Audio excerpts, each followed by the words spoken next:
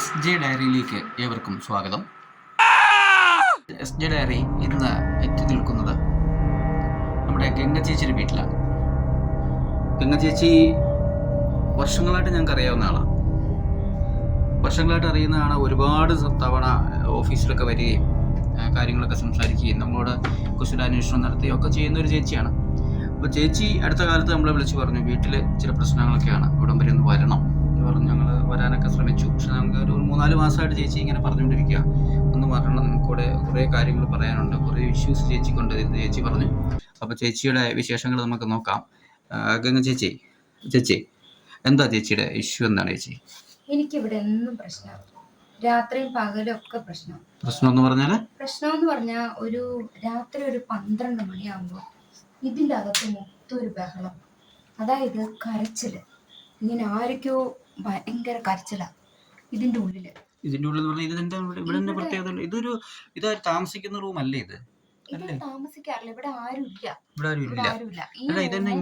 ഈ റൂം പൂട്ടിയിട്ടേക്കുക, ഇത് പൂട്ടിയിട്ടേക്കാണ്, ഈ റൂമും പൂട്ടിയിട്ടേക്കാം. ഞങ്ങൾക്ക് ഇതിന്റെ അപ്പുറത്താണ് ഞങ്ങൾ താമസിക്കുന്നത്. പക്ഷെ രാത്രിയാകുമ്പോ ഈ 2 റൂമിലും ഭയങ്കര ബഹളം, ഭയങ്കര കരച്ചില്. ഈ 2 വാതിലും കിടന്നിങ്ങനെ മുട്ടലാണ്, അതായത് വാതില് തുറക്കുന്നു. അപ്പൊ നമ്മുടെ എഴുന്നേറ്റ് വന്ന് നോക്കുമ്പോ ഇതിന്റെ അകത്ത് ആരുമില്ല. പിന്നെ നമ്മൾ അടുക്കളയിലേക്ക് പോകുമ്പോ ഉണ്ടാവും നമ്മുടെ പുറകിൽ ആരോ ഒരു പെണ്ണ് കൈയും കൊണ്ട് ഇങ്ങനെ അങ്ങ് വരും. അപ്പൊ നമ്മൾ ഈ തൊട്ടിങ്ങനെ തിരിഞ്ഞങ്ങ് നോക്കിയാൽ ആളില്ല. നമ്മളെ ഉപദ്രവമൊന്നുമില്ല, പക്ഷെ കൈ കാണാൻ പറ്റും. ചിലപ്പോ നമ്മൾ ഈ ഗ്യാസ് ഒക്കെ ഓണാക്കി ഇടുന്ന കാണാം. നമ്മള് അപ്പുറത്ത് ഇരുന്നിട്ട് നോക്കുമ്പോ ഗ്യാസ് അടുപ്പ് കത്തുണ്ടാവും, ചെന്ന് നോക്കുമ്പോ അടുപ്പ് കത്തുണ്ടാവില്ല.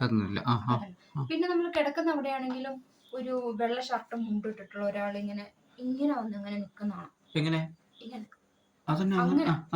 വന്ന് നിൽക്കും. നമ്മൾ പെട്ടെന്ന് എഴുന്നേറ്റ് വരുമ്പോ ആൾക്കും കണ്ടാവില്ല. പിന്നെ എപ്പോഴും ഇതിന്റെ ഉള്ളില് ഈ ഒരു സൈഡിലായിട്ട് ഒരു ചോരത്തളം, കുറ്റിയൊക്കെ കാണുന്ന അവിടെയായിട്ട് അവിടെയായിട്ട് അങ്ങനെ ചോരത്ത ആ ബക്കറ്റ്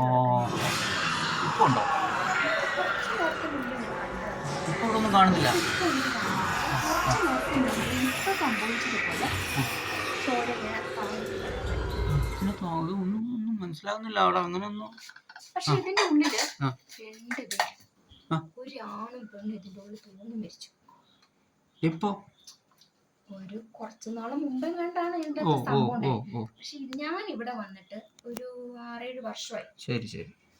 ആരും എന്നോട് പറഞ്ഞിട്ടില്ല, ഹൗസ് ഓണർ പറഞ്ഞിട്ടില്ല, നമ്മുടെ ഈ പരിസരത്തിലുള്ള ആരും പറഞ്ഞിട്ടില്ല നമ്മുടെ അടുത്ത്.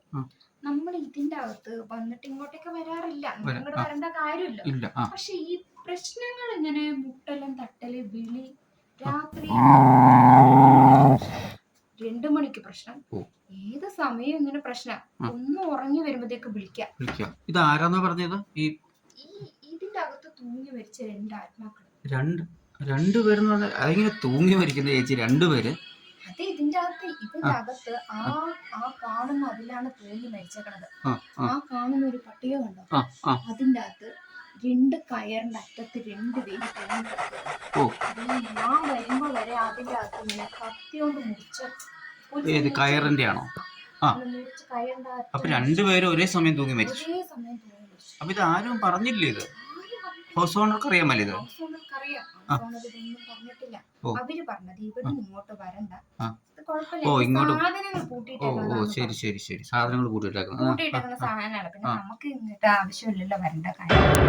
പക്ഷെ ഇന്നും ഈ പ്രശ്നം ഇങ്ങനെ വന്നുകൊണ്ടിരുന്നപ്പോ എനിക്കിതൊന്ന് തുറക്കണമെന്ന് തോന്നി. അപ്പൊ ഞാനങ്ങ് തുറന്നു. ചേച്ചി തന്നെ തുറന്നു? ഞാൻ തന്നെ തുറന്നു. ഇതൊക്കെ അടിച്ചു പൂട്ടി അടച്ചു വെച്ചിരുന്നല്ലേ? ഈ വാതിലിന്റെ ഇങ്ങോട്ട് പ്രവേശനമില്ലല്ലോ നമുക്ക്. അപ്പൊ ഈ പ്രശ്നം അങ്ങോട്ട് വന്നപ്പോ ഞാൻ തന്നെ അങ്ങോട്ട് തുറന്നു കഴിഞ്ഞപ്പോഴാ സംഭവം. 2 പേര് നിക്കല്ലേ, ഒരു കറുത്ത 2 നിഴലുകള്. ചേച്ചി ഉപദ്രവിക്കാറുണ്ടോ? എന്നെ ഉപദ്രവിക്കാറില്ല. അവര് ഞാൻ ഈ അങ്ങോട്ട് നടക്കുമ്പോ എന്റെ പുറകെ വന്നാണ്. നമ്മളെ ഉപദ്രവിക്കില്ല, നമ്മളോട് ഒന്നിനുമില്ല. അവര് അടുക്കളയിൽ ചെന്ന അടുക്കളയില്, കിടക്കണ റൂമില്, ഭക്ഷണം കഴിക്കാൻ നിന്ന കട്ടില് മരിക്കാൻ.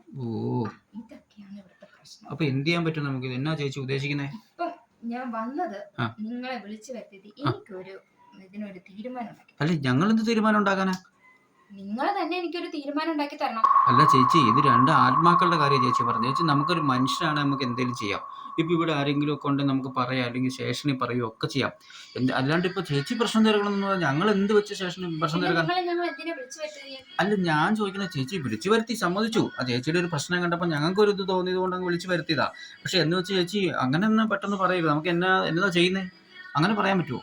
അങ്ങനെ പറഞ്ഞ കാര്യമില്ല, എനിക്ക് ഇതിനൊരു തീരുമാനം ഉണ്ടാക്കി തരണം. നമുക്ക് ഇതിനകത്ത് ചെയ്യാൻ പറ്റും, നമുക്ക് സ്റ്റേഷനിൽ പറയാം അല്ലേ? സ്റ്റേഷനിൽ നമ്മൾ പറഞ്ഞു നോക്കാം.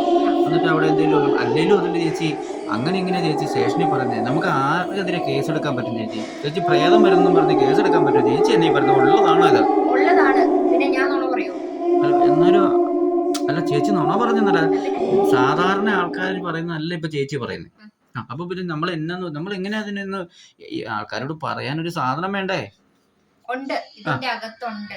ഇതിന് എനിക്ക് അങ്ങനെ അത് ഞാൻ ചോദിക്കുന്നത്. അങ്ങനെ അല്ല, മാറ്റി തരാനായിട്ട് നമുക്ക് ഒരു കാര്യം സ്റ്റേഷനിൽ ഒന്ന് പറഞ്ഞു നോക്കാം. സ്റ്റേഷനിൽ എന്താന്നുള്ളതൊന്ന് പറഞ്ഞു നോക്കാം. അങ്ങനെ ചെയ്യാന്നല്ലാണ്ട് ചേച്ചി പറയുന്ന ഞങ്ങൾക്ക് ചെയ്യാൻ പറ്റത്തില്ല. അല്ല ചേച്ചി ശാന്താകാം, നമുക്ക് പരിഹാരം ഉണ്ടാക്കാം. ജീവിക്കാം ചേച്ചി, ഒന്ന് നോക്കട്ടെ ഇതിന്റെ അകമൊക്കെ.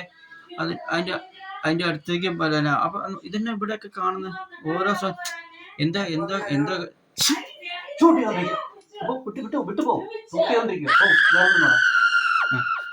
ഇപ്പൊ ഇത്രയും കാര്യങ്ങളൊക്കെ ഇതുണ്ടോ?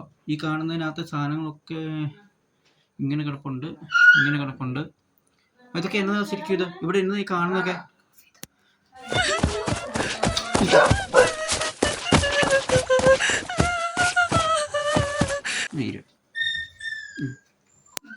അപ്പൊ എന്നാണ് ഉദ്ദേശിക്കുന്നത്? അപ്പൊ നമുക്കൊരു കാര്യം ചെയ്യാം, ഈ സ്റ്റേഷനിലൊന്ന് വിളിച്ചു പറഞ്ഞ് നമുക്കൊന്ന് കാര്യങ്ങൾ ആൾക്കാരൊക്കെ ഒന്ന് വരാനുള്ള ക്രമീകരണമൊക്കെ ഞാൻ ചെയ്യാം.